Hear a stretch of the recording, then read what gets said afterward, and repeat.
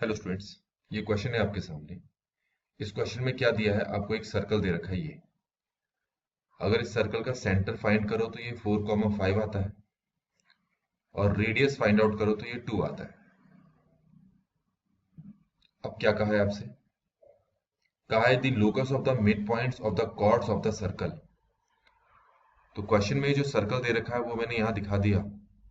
ये इसका सेंटर है जो कि 4,5 है। आपसे कहा है कि इस सर्कल का एक कॉर्ड, मतलब कॉर्ड एक कॉर्ड नहीं बनाया, वैसे तो आपने कई सारे कॉर्ड्स बनाए। अभी के लिए मैं एक ही कॉर्ड रिप्रेजेंट करता हूँ।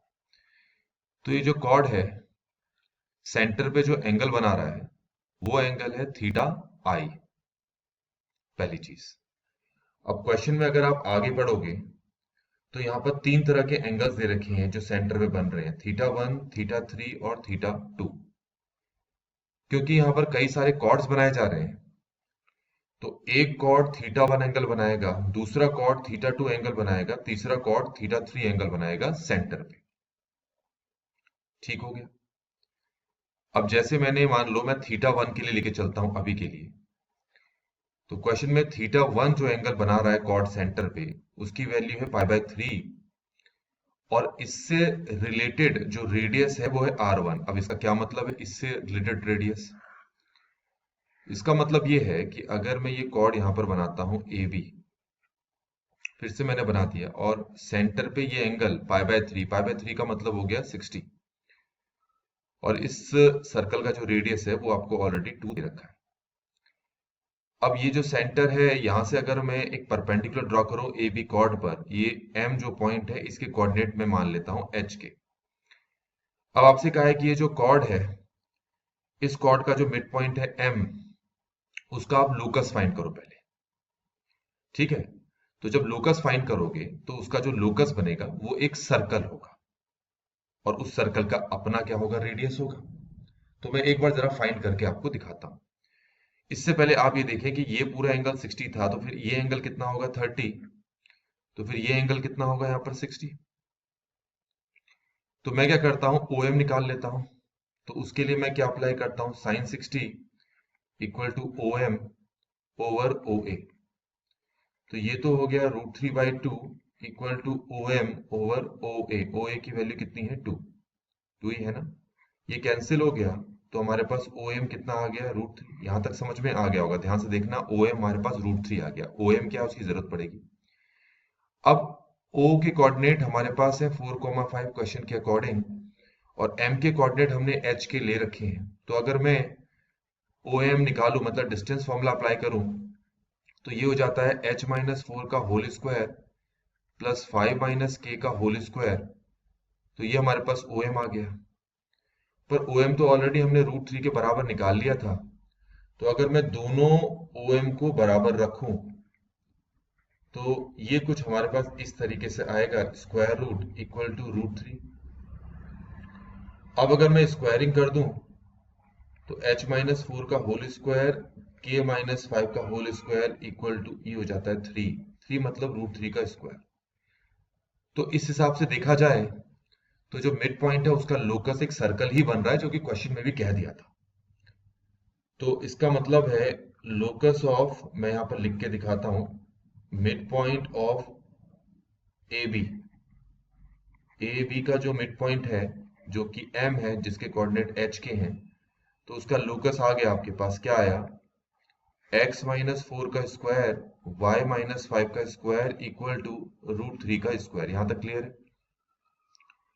ये तो इसलिए हुआ क्योंकि जो सेंटर है उस पे एंगल कितना बनाया था, उस पे एंगल बनाया था 60 डिग्री, जिसमें से ये हिस्सा कितना हो गया, 30 हो गया।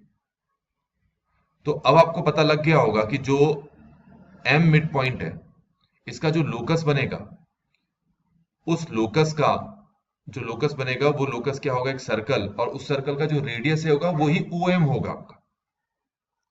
तो ये समझ में आ गया होगा आपको। तो अब हमें क्या करना है, इसी तरीके से दूसरी बार सर्कल, जो कॉर्ड है वो सर्कल के सेंटर पे कितने डिग्री का एंगल बना रहा है, जरा ये देखें।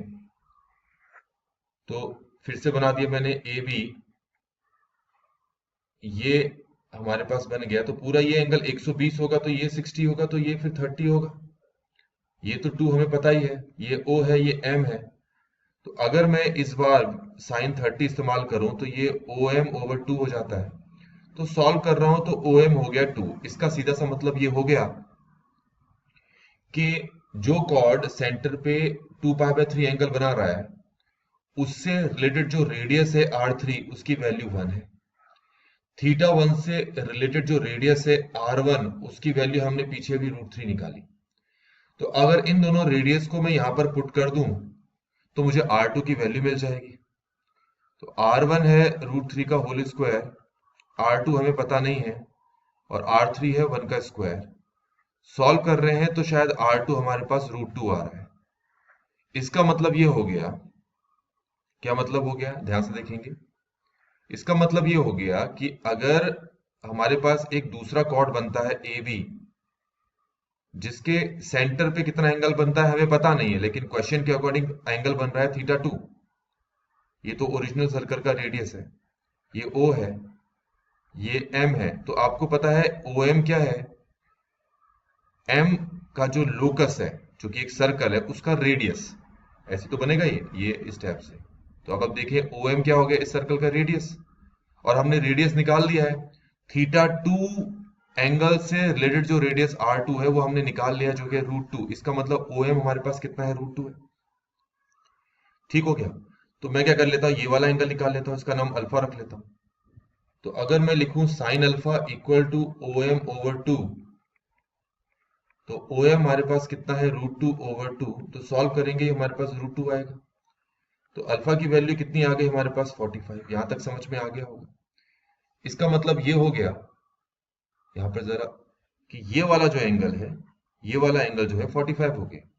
ये 90 है, तो फिर ये एंगल भी 45 होना चाहिए। तो फिर ये वाला एंगल भी 45 होगा। तो फिर ये पूरा एंगल θ2 जो है वो कितना हो जाएगा हमारे पास, 90 हो जाएगा। तो अगर हम ऑप्शन पे जाएं तो पता चलता है जो ए ऑप्शन है हमारे आंसर के साथ मैच कर रहा है। इस तरीके से बच्चों ये क्वेश्चन यहाँ पर कंप्लीट होता है।